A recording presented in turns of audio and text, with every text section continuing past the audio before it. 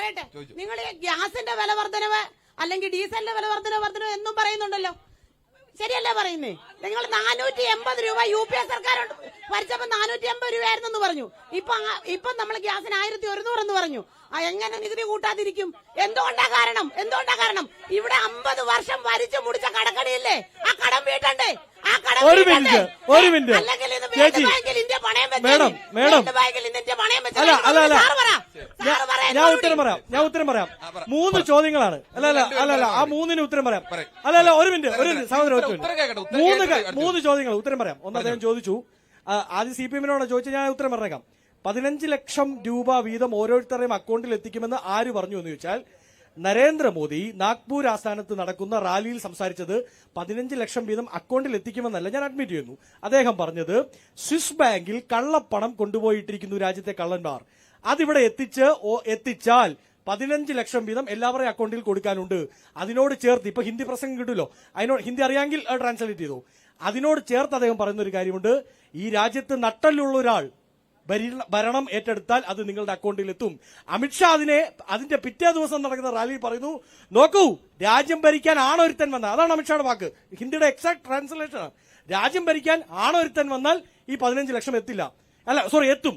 അപ്പോൾ അവരുടെ വാക്കുകൾ അക്സെപ്റ്റ് ചെയ്താൽ നിങ്ങൾ പറയുന്ന പോലെ ആർജവമുള്ള ഒരു നേതാവല്ല 10 വർഷം ഭരിച്ചതെന്ന് നിങ്ങൾ അക്സെപ്റ്റ് ചെയ്യേണ്ടി വരും.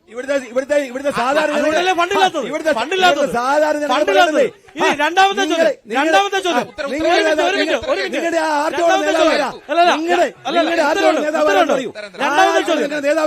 ചോദ്യം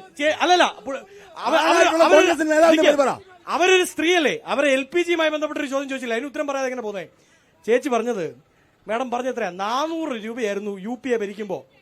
പോട്ടെ 500 കൂട്ടിക്കോ, 20 രൂപ പോട്ടെ.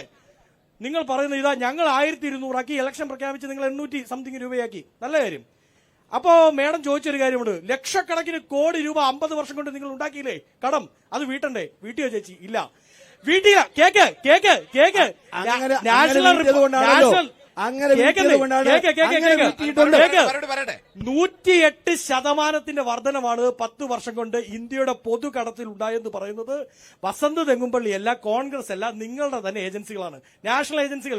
CANDAGയുടെ റിപ്പോർട്ടുണ്ട് 108% വർധനവ്. ആ വർധനവ് ഉണ്ടാക്കിയിട്ട് നിങ്ങൾ ഈ പിടിച്ചു വെച്ച 800 രൂപയാക്കിയ പൈസ എവിടെയാ? രണ്ടാമത് നിങ്ങൾ എപ്പോഴും പറയുന്ന ഒരു കാര്യമുണ്ട്, BJP-ക്കാർ എന്താ, കോൺഗ്രസിന്റെയും CPM-ന്റെയും ഒക്കെ UPA ഗവൺമെന്റ് ആണ് പെട്രോളിന്റെ വില എടുത്തു കളഞ്ഞത്, സെസ് എടുത്തു കളഞ്ഞ് നമ്മുടെ ഈ ക്രൂഡ് ഓയിൽ വിലയ്ക്ക് അനുപാതികമായി പെട്രോൾ വില തീരുമാനിക്കാൻ.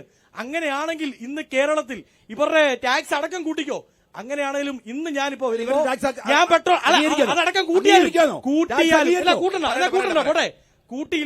കൂട്ടിയാലും ഞാൻ ഇന്ന് പെട്രോൾ അടിക്കേണ്ടത് ക്രൂഡ് ഓയിൽ വില പ്രകാരമാണെങ്കിൽ ഇന്ന് 60 രൂപയ്ക്കാണ് ഞാൻ, പക്ഷേ ഇന്ന് അടിച്ചത് 107 രൂപയ്ക്കാണ്.